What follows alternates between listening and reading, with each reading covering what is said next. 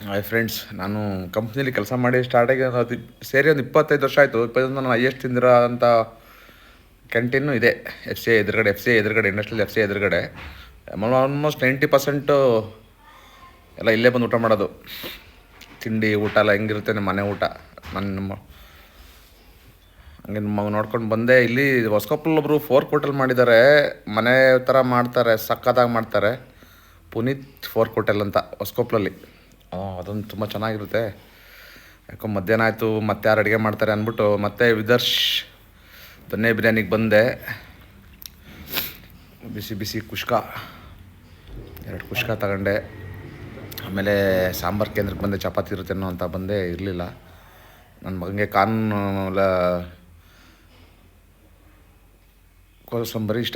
ಕೋಸಂಬರಿ ಇಷ್ಟ ತೊಗೊಂಡೆ. ಸಾಂಬಾರು ನಾನು ಮನೆ ರೈಸ್ ಮಾಡಿ ಟೈಮ್ ಇದ್ದಾಗೆಲ್ಲ ಇಲ್ಲೇ ಸಾಂಬಾರೆಲ್ಲ ತೊಗೊಂಡೋದು.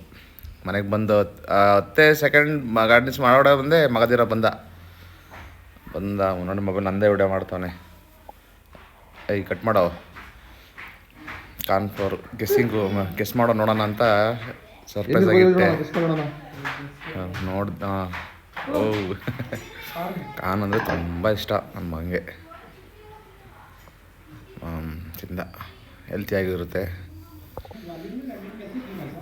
ಅಷ್ಟೇ. ಆಮೇಲೆ ಅಲ್ಲಿ ರಾಘವೇಂದ್ರ ಮಠದ ಹತ್ರ ಬಜ್ಜಿ ಬೊಂಡ ಹತ್ರ ತಗೊಂಡು ಅವರೆಕಾಳು ಇತ್ತು, ಸುಲ್ದರ್ ಅವರೆಕಾಳು ತೊಗೊಂಡು ಅವರೆಕಾಳು ಪಲಾವ್ ಮಾಡೋಣ ಅಂತ.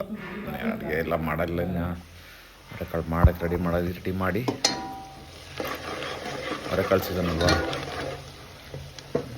ಒನ್ಸ್ ಆರ್ ಟು 2 ಸಲ ಮಾಡ್ತಾಯಿರ್ತೀನಿ. ಅವರೆಕಾಳು ಪಲ್ಯ, ಅವರೆಕಾಳು ಪಲಾವು, ಅವರೆಕಾಳು ಚಿಕನ್ ಬಿರಿಯಾನಿಗೂ ಅವರೆಕಾಳು ಹಾಕಿ ಮಾಡ್ತೀನಿ. ರೆಡಿ ಆಯಿತು, ಫೈನಲಿ ರೆಡಿ ಆಯಿತು.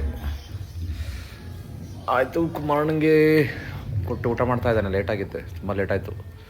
ಸರಾಗ್ತೆ, ಸ್ವಲ್ಪ ಖಾರ ಆಯಿತು, ಚಿಲ್ಲಿ ಆಗಿತ್ತು.